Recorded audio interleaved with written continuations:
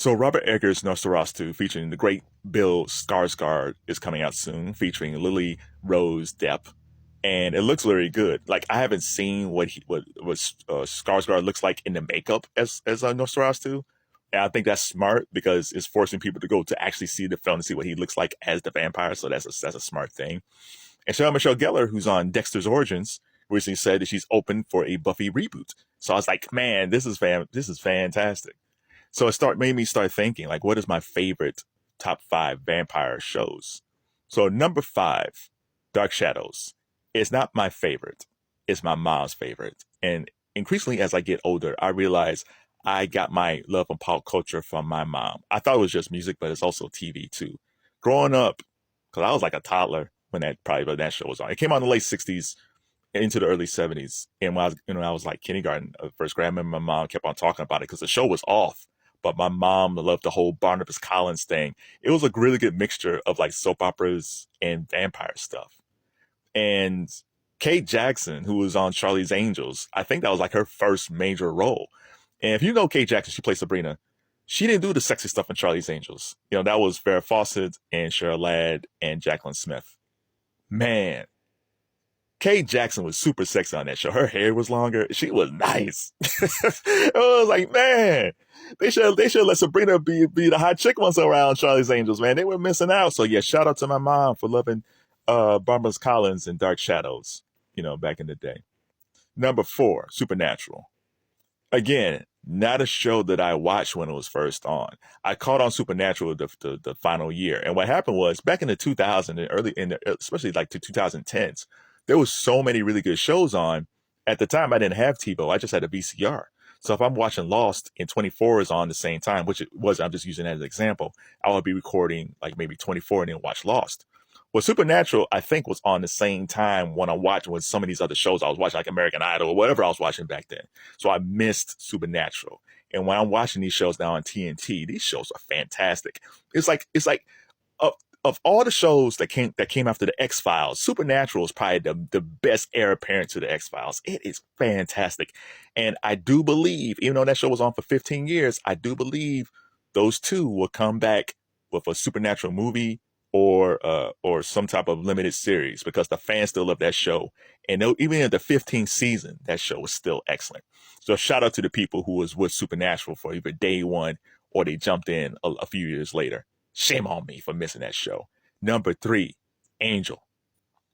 Man, when they said Angel was leaving Buffy, I was like, man, like this is going to hurt the show because Angel and Buffy, they were the couple, right? But Buffy, as the storyline goes, Buffy and Angel could never be together.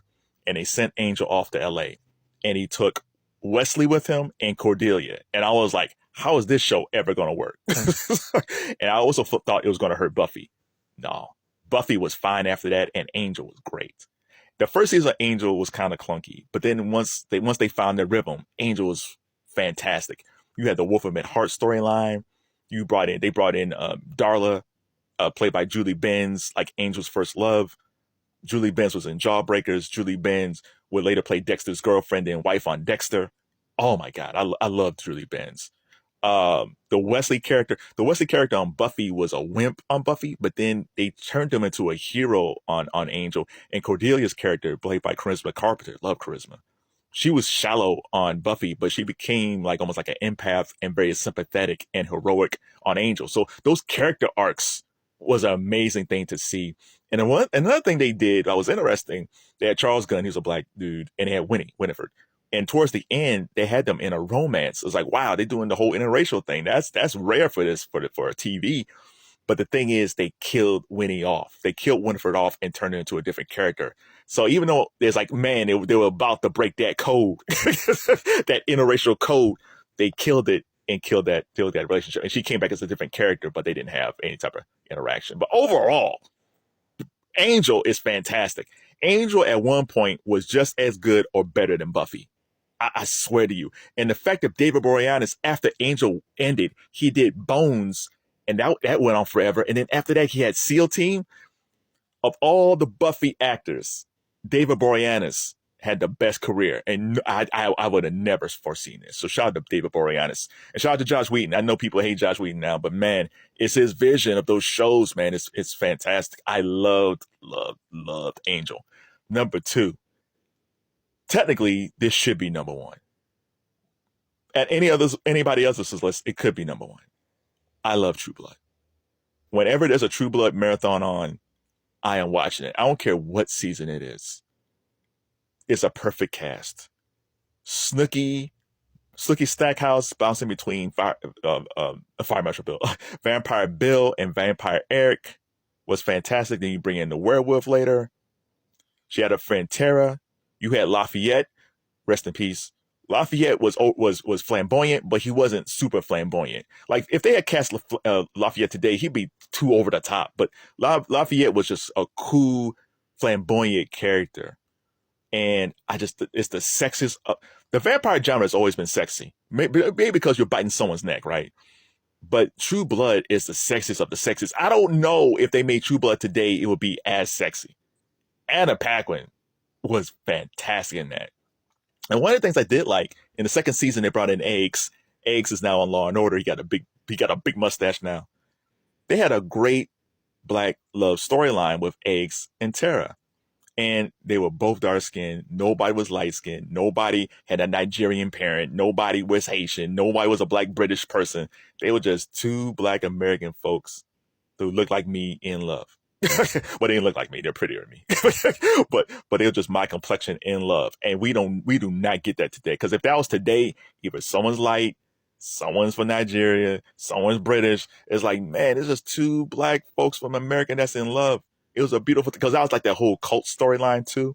And then you got Anna, if you're a fan of Anna Camp from Pitch Perfect, there was like an evangelist storyline. She played the evangelist. There's a scene that I love where Sookie's brother was in the tub and Anna Camp was in that scene. That's one of my favorite scenes. I love True Blood. Towards the end, it got a little wonky, but I love that. I love True Blood so much. Should have won an Emmy. And number 1 brings us to Buffy. Buffy the Vampire Slayer. Again, so Sarah Michelle Gellar was on All My Children. She played Erica Kane's daughter. Great as that. When they said she was leaving the series to do Buffy, I was like, what is she doing? Because Buffy, the movie, was a flop. I had no clue. Buffy from day one was one of the best shows on TV.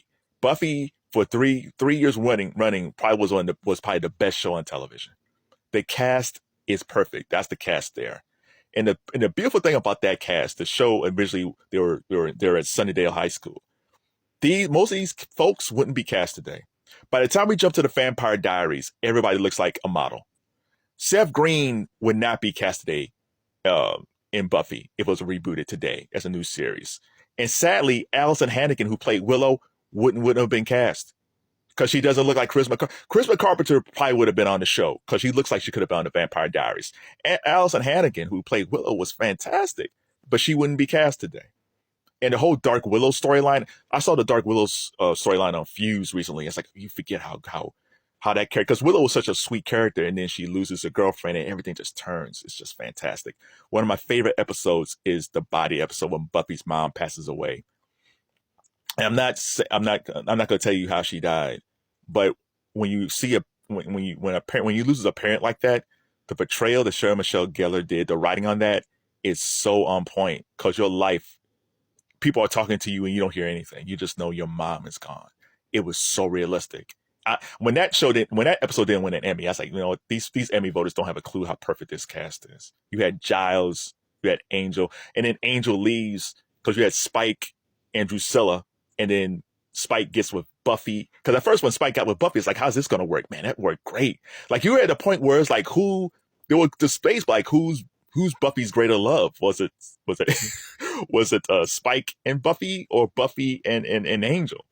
And then she dated the military dude in the middle, but that storyline didn't work. It's a great show. They had the musical. Like other shows tried to do musicals. The Buffy musical was great. Fantastic show. If they come back, that's great. It might be without Josh Whedon because Josh Green's like, they don't care, but We'll see. So, what is your favorite vampire TV series? Did I mention it? Did I not mention it? And what's your favorite vampire movie?